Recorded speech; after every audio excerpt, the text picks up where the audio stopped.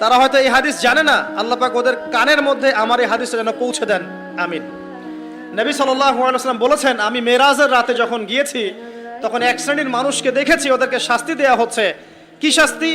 জাহান্নামীদের রক্ত এবং পুঁজ ওদেরকে খেতে দেয়া হচ্ছে। জিবরাইল আলাইহিস সালামকে জিজ্ঞাসা করা হলো যে এরা কারা? তিনি বললেন, এরা আপনার উম্মতের সেই সব ব্যক্তি যারা মাদকদ্রব্য সেবন করত।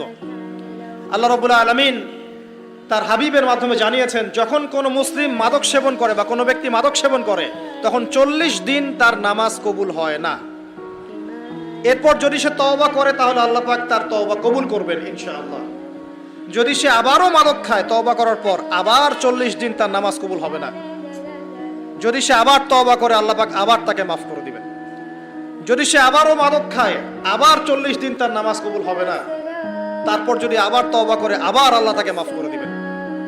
এরপরেও যদি সে আবার মাদক দ্রব্য সেবন করে, নবী সাল্লাল্লাহু আলাইহি ওয়াসাল্লাম বলছেন তাকে আল্লাহ রাব্বুল আলামিন পরকালে মৃত্যুর পরে তিনাতুল খাবাল পান করাবেন। তিনাতুল খাবাল। জিজ্ঞাসা করা হল, ইয়া রাসূলুল্লাহ, তিনাতুল খাবাল কি জিনিস? নবী সাল্লাল্লাহু আলাইহি ওয়াসাল্লাম উত্তর দিচ্ছেন, এটা হচ্ছে জাহান্নামীদের রক্ত, মাংস, এগুলো পুড়ে পচে যে রসটা বের হবে, এটা হচ্ছে তিনাতুল খাবাল।